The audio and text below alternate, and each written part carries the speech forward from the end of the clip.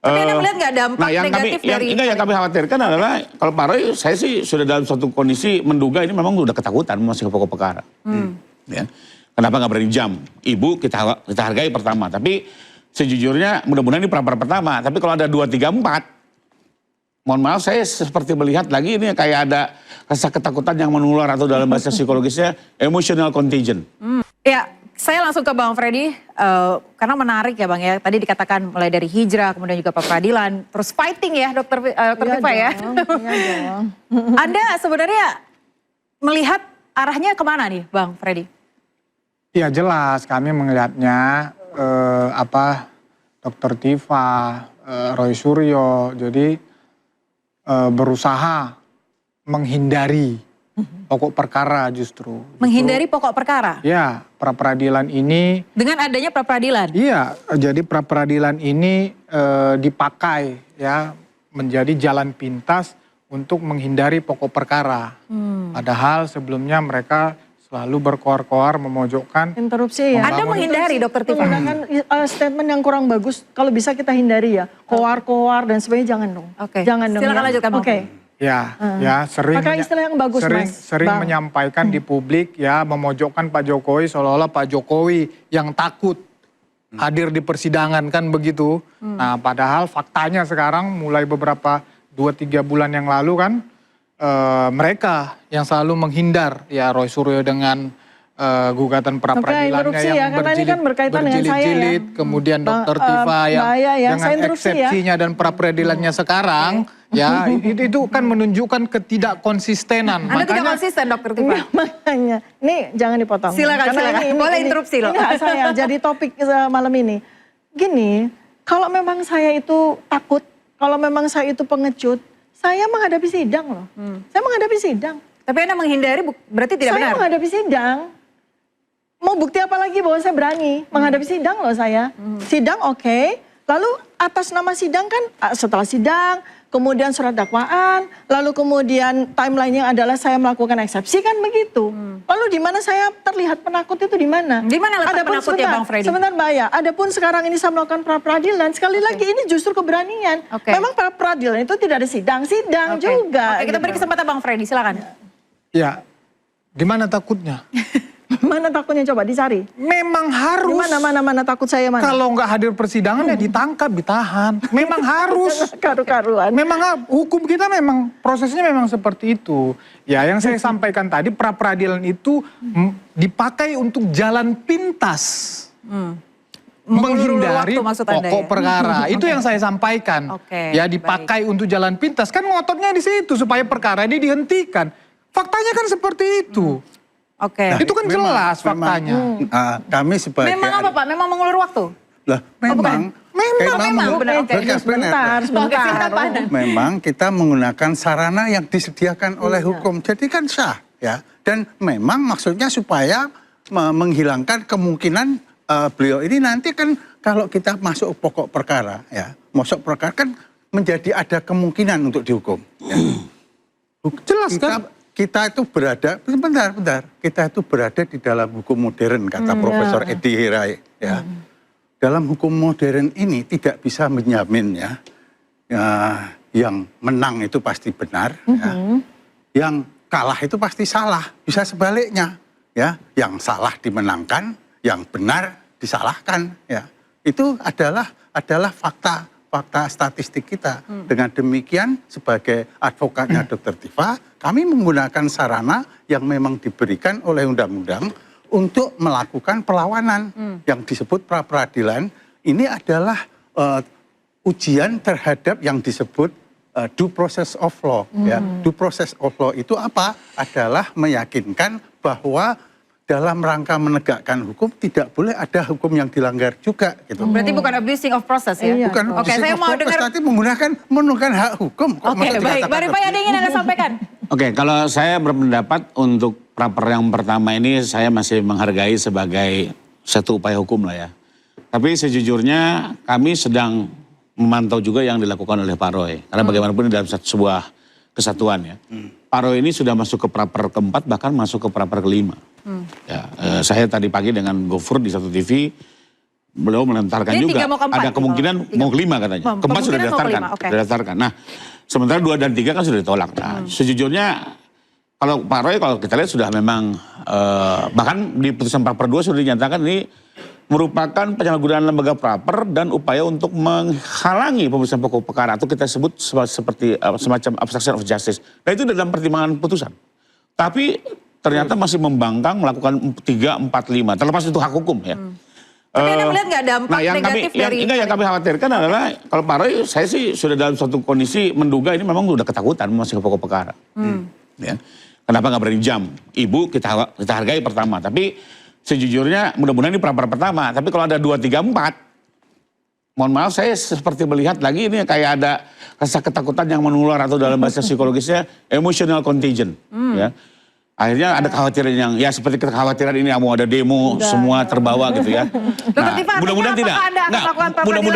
Mudah-mudahan tidak. Makanya kami Tapi saya mau tanya dulu, untuk yang apakah pertama akan ada? Kesempatan saya, Bang. Monggo. Ya, apakah akan ada rencana untuk pra peradilan 1, Kedua, 2, 3, 4. Begini ya, kalau saya ini penakut, dari dulu saya tidak akan pernah menyentuh yang namanya barang ini, kan gitu.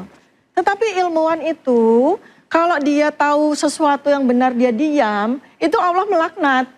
Namanya setan bisu. Karena itu saya berani untuk melakukan apa yang disebut sebagai keyakinan ilmiah saya terhadap benda ini, kan begitu. Jadi tugas itu sudah saya tunaikan. Inilah saatnya saya berhijrah karena begitu banyak masalah yang terjadi di Republik ini. Umat manusia, terutama rakyat Indonesia yang harus saya juga harus handar beni, saya harus berbakti kepada rakyat Indonesia untuk masalah kesehatan, untuk masalah geopolitik yang berkaitan dengan bioweapon misalnya seperti itu ancaman di depan mata begitu. Nah karena itu maka ruangan saya untuk menyatakan tentang ijazah dan sebagainya sesuai dengan BAP yang sudah kami kami pelajari dengan seksama dan berkaitan dengan saksi itu nanti di sidang aja. Jadi sidang kan seperti itu. Misalnya pra peradilan hari Rabu, oke. 6 hari yang lain tuh saya biarkan saya untuk melakukan hal yang lain gitu loh. Oke. Yang menjadi Terima tugas kasih. saya. Terima kasih Dr. Tifa Rifai. Saya mau tanya juga, Anda melihat berarti ada dampak negatif baik secara hukum maupun sosial terkait dengan pra peradilan yang terus-terusan dilakukan? Ya betul, bahkan tadi kan di awal saya bilang ini bahkan bisa jadi presiden buruk untuk perkara-perkara dalam penahanan untuk kejahatan luar biasa. Kalau di Ya, masa penahanan itu terbatas, Bang Wirawan tahu. Tapi dengan berarti ini memberikan pressure kepada penegak hukum? Ya seharusnya semua stakeholder pembentuk KUHP ini memperhatikan betul apa benar ini tujuan penguatan lembaga pra peradilan. Tapi saya mau kembali mengomentari yang tadi adalah mudah-mudahan Ibu Tifa dan timnya tidak melakukan pra per 2, 3, 4, 5 karena kembali lagi Pak Jokowi sendiri pengen ini segera tuntas. Kami mengapresiasi loh Bu, langkah Ibu untuk hijrah mungkin juga ini bisa membuat cool down. Ya. Tapi kembali lagi ini waktu semua yang akan menjawab ya apakah tidak ada pra per 2, 3, 4 dan ini kita saksikan bersama. Nah terakhir saya sih tidak menyalahkan Bang. Apa yang dilakukan setiap advokat akan. Tapi maksud saya di sini adalah hakim yang harusnya tegas. Menegakkan hukum acara. Jadi beliaulah wasit, beliaulah yang harus tegas mengambil sikap.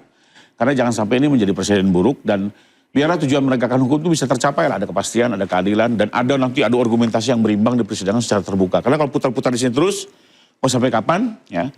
Ruang publik sudah jenuh juga membahas ini. Ibu juga jenuh tadi kan udah mau pakai hijrah ya. Dan mudah-mudahan bisa cool down. Kita bisa ke sasaran dan selesai dengan baik. Kalau menurut Anda hakim sejauh ini sudah tegas, Dr. Tifa?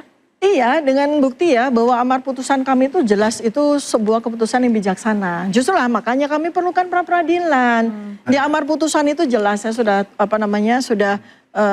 batal demi hukum ya. Ya udah jelas kan. Supaya ada certainty juga, ada kepastian juga. Kan sekarang ini semua berada pada titik tidak pasti. Apakah menggunakan 206 itu adalah mandatori, apakah imperatif, atau itu alternatif, atau itu pilihan. Gitu kan belum ada.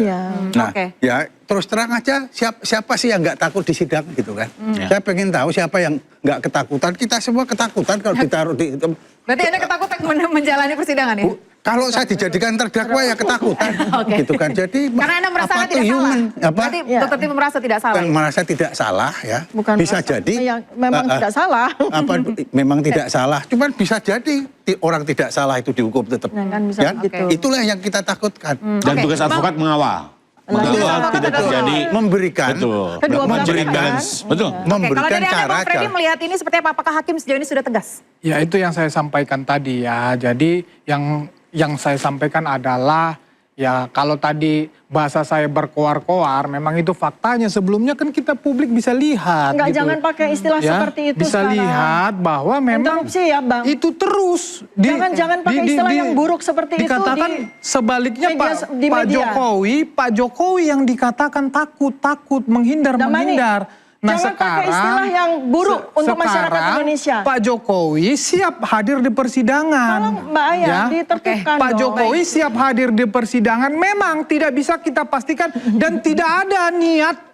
Ya, Pak Jokowi sudah berulang kali menyampaikan, kami berulang kali menyampaikan tidak ada niat. Kami berharap Dr. Tifa Roysura itu dihukum. Yang mau Pak Jokowi cuman dia membuktikan ijazahnya di depan persidangan, di depan publik, di depan masyarakat Indonesia. Karena fitnah ini terus bergulir dan harus dihentikan melalui kepastian hukum. Oke, berarti Anda melihat juga ya ada dampak secara hukum maupun secara sosial. Iya dong. Oke, apa dampak yang paling merugikan Pak Jokowi? Merugikan Pak Jokowi. Iya, merugikan Pak Jokowi kalau ini tidak segera dijawab melalui kepastian hukum putusan pengadilan. Dr. Tifa juga ingin segera selesai kasus ini ya, Dok? Enggak juga. Oh, enggak juga. Enggak juga.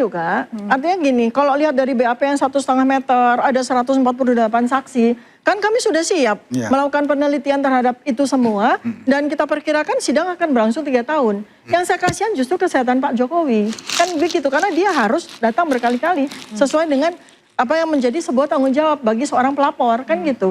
Saya berkali-kali di dalam berbagai kesempatan, saya bilang, saya kasihan sama kesehatan Pak Jokowi, kan gitu. Ya, saya ini dokter dan saya ngerti banget bagaimana kualitas kesehatan beliau, justru itu. Tapi dari diri saya nggak ada. Pak Jokowi siap sidang yang banyak misalnya meskipun kesehatan beliau mungkin dipertanyakan oleh pihak Dr. Tifa. Iya, kapan saja beliau ketika dipanggil memang dibutuhkan hadir di persidangan, beliau pasti hadir. Itu adalah sudah ini ya? Sudah menjadi komitmen tekad beliau. Tapi kan kalau kata Dr. Tifa tadi 3 tahun, nggak mungkin 3 tahun itu setiap sidang bisa. Pak Jokowi, Pak Jokowi hadir di persidangan, kan ada waktu-waktunya kan begitu. Nggak setiap acara dia hadir. Jadi penyesatan publik juga kalau sidang ini memang harus sampai 3 tahun misalnya begitu. Nggak pernah, kecuali misalnya sudah sampai diputus di kasasi atau PK. Siapa yang melakukan penyesatan publik? Karena sesuatu yang belum terjadi. Sesuatu belum terjadi itu namanya bukan penyesatan publik. Oke, namanya apa, Dok? Let's see. Oke, berarti Anda menunggu ya? Oh iya. Ada surat edaran Mahkamah Agung, persidangan di PN itu 6 bulan. Oke, berarti memang sudah tertulis secara undang-undang. Nggak bisa 3 tahun, nggak mungkin. Oke. Anda terakhir dari Anda, Pak Anan? Ya, ini kalau sedikit saja, Pak Anan. Sedikit aja. Saya ingin mengatakan begini ya, saya ingin meng-quote apa yang disampaikan oleh Martin Luther King ya, bahwa injustice anywhere is a threat to justice everywhere. Itu aja ya. Yang artinya, Pak? Artinya ketidakadilan di suatu tempat merupakan ancaman serius terhadap keadilan di semua tempat. Oke, baik. Terima kasih Pak Anan. Sebagai penutupnya, terima kasih juga narasumber yang lainnya pemirsa. Apapun hasil pra-peradilan nanti yang diuji bukan sekedar perkara tetapi juga konsistensi penegakan hukum dalam memberikan kepastian dan juga keadilan. Saya Aya Nufus, nantikan interupsi pekan depan. Sampai jumpa.